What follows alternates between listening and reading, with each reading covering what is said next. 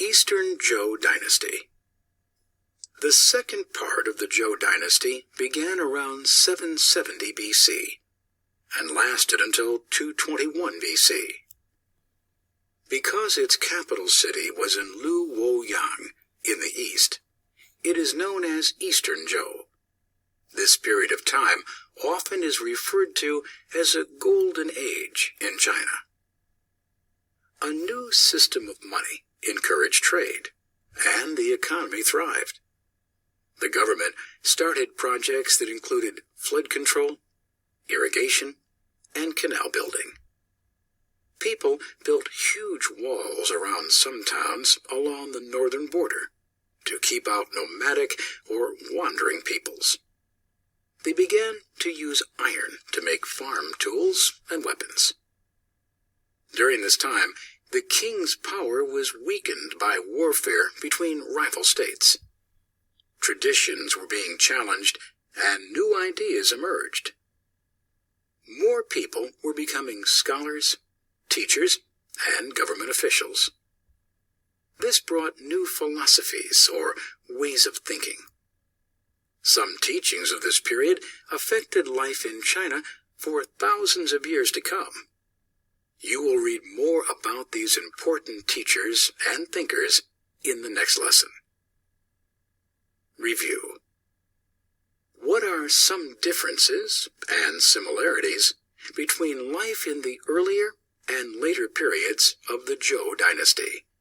Compare and contrast.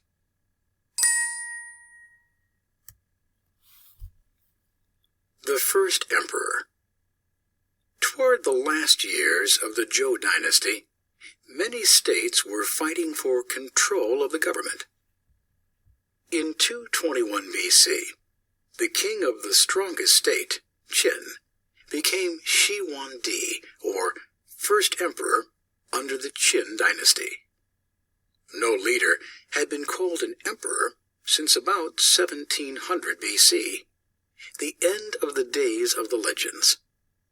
The title signified a very powerful ruler.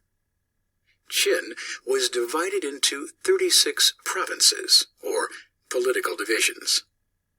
Shi Huangdi made the government more centralized by forming new states to bring all areas under his rule. Systems of money and weights and measures were standardized, which probably helped trade between regions. Shi Huangdi started one of the biggest engineering projects in world history.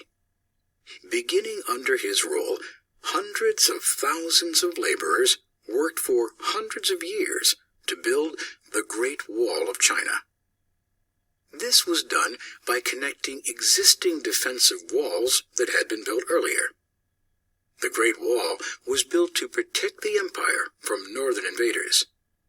It was not finished for centuries.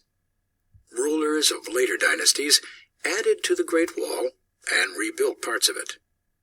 Follow the route and timeline of the Great Wall on the map below. Shi Huangdi punished anyone who criticized him. He wanted the government to control what people talked about and studied. People felt oppressed or persecuted by this form of government. They wanted freedom, and revolts broke out. The Qin dynasty lasted only about 20 years, ending at about 206 BC, shortly after the emperor died. Review. What do you think may happen in a society where a ruler wants to control what people do and think? Draw conclusions. Han Dynasty. The Han Dynasty began in 206 BC and lasted until AD 220. The Han Dynasty eventually stretched as far south as what are today the countries of Vietnam and Cambodia.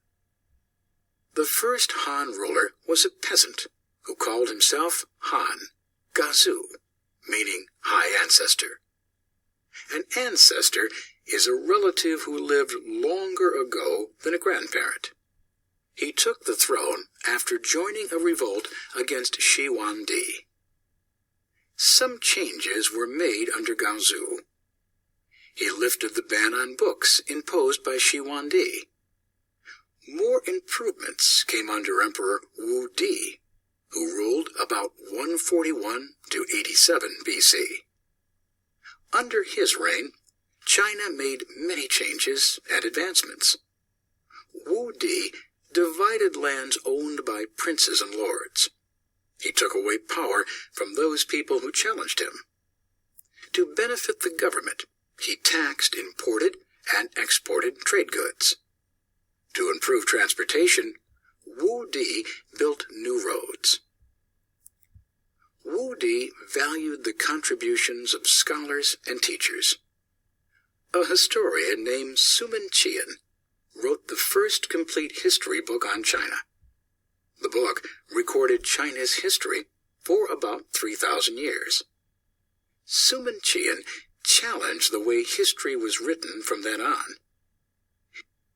He believed there was more to history than only what kings thought should be written.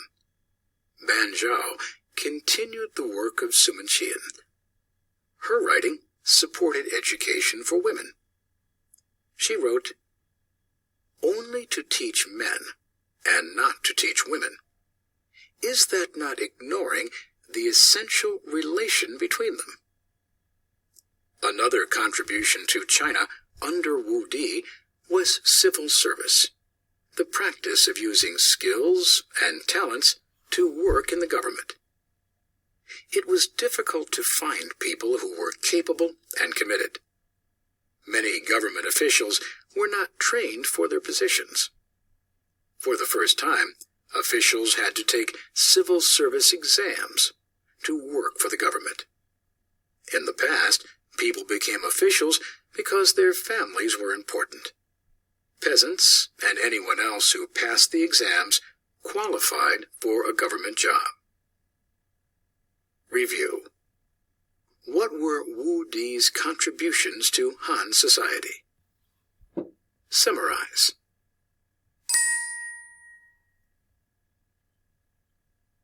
Inventions. Many inventions made during the Han Dynasty contributed to Chinese culture and civilization.